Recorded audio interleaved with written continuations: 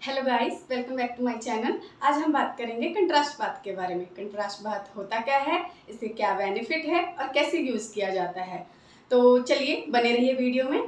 तो स्टार्ट करते हैं। कंट्रास्ट बाथ होता क्या है। कंट्रास्ट बाथ क्या होता है कि एक हॉट पैक और कोल्ड पैक दोनों को एक साथ यूज़ करने को हम कंट्रास्ट बाथ कहते हैं। कंट्रास्ट बाथ में क्या होता है कि जैसे आपके कोई जॉइंट में इंजरी हुई है, कोई फ्रैक्चर हुआ है या फिर कोई उंगली में फ्रैक्चर हुआ है या फिर एंकल फ्रैक्चर हुआ है, इन सभी केसेस में हम क्या करते हैं कि वहाँ पे इंजरी हो गई है तो स्वेलिंग आ गई है, तो स्वेलिंग को रिड्यूस करने के लिए, पेन को रिड्यूस करने के लिए, इन्फ्लेमेशन कम करने के लिए हम कंट्रास्ट बाथ यूज़ करते हैं।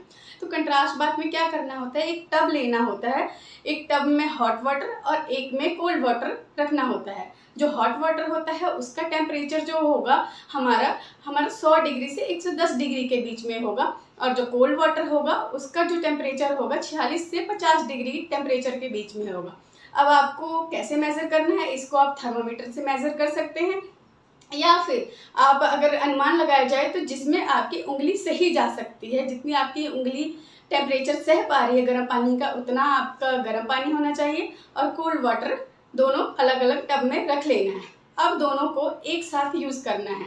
कैसे, जो भी आपका इंजर्ड जॉइंट है, जैसे एंकल है या रिस्ट है या कोई भी जॉइंट जिसमें आपको पेन है, उसको आपको इमर्स करना है, डुबो देना है पानी के अंदर। जब हम पानी के अंदर डुबोएंगे तो उसको कितने कितने मिनट तक रखना है, इस रेशो को हमें ध्यान रखना है। जैसे कि 3 से 4 मिनट के बीच में आपको गर्म पानी में रखना है, फिर इमीडिएटली आपको रखना है ठंडे पानी में। तो इसको आपको कम से कम 3 से 4 बार रिपीट करना है, और आधे घंटे का ये प्रोसीजर रोजाना करना है। कम से कम दिन में 3 बार अगर आप ऐसा करते हैं तो आपको देखेंगे कि स्वेलिंग कम हो जाएगी, आपका इन्फ्लामेशन, पेन सब रिड्यूस हो जाएगा। ज़्यादातर ये क्या करती है, फ्लेक्सिबिलिटी को इम्प्रूव कर देती है। स्पोर्ट्स पर्सन ज़्यादातर यूज़ करते हैं। मसल सोरनेस को कम कर देती है। इससे क्या होती है, जॉइंट की फ्लेक्सिबिलिटी बढ़ जाती है, जिससे पेन रिड्यूस हो जाता है। पेशेंट ये कंप्लेन करते हैं कि हमारे सोल में बहुत पेन होता है, हील में पेन होता है।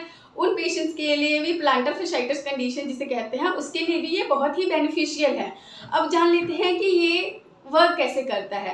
जो हीट पैक है हमारा, वो वेज़ोडाइलेशन का काम करता है, और जो कोल्ड पैक है वो वेज़ोकंस्ट्रिक्शन का काम करता है। वेज़ोडाइलेशन का मतलब ये होता है कि हमारी जो कैपिलरीज हैं वो क्या होती हैं, ब्लड वेसल्स डायलेट कर जाती हैं, जिससे इंजरी साइट पे ब्लड सर्कुलेशन जो है इम्प्रूव हो जाता है। और इमीडिएटली जब हम कोल्ड पैक में डालते हैं तो 1 मिनट के कारण क्या होता है कि वेज़ोकंस्ट्रिक्शन होता है सडनली, जिसके कारण पंपिंग एक्शन हो जाता है इंजरी साइट पे। जब पंपिंग एक्शन होता है तो ब्लड पंप सर्कुलेशन इम्प्रूव होने लग जाता है, जिससे पेशेंट की जो इंजरी साइट है वहाँ पे रिड्यूस हो जाती है स्वेलिंग, इन्फ्लेमेशन कम हो जाती है, और पेन जो होता है वो कम हो जाता है।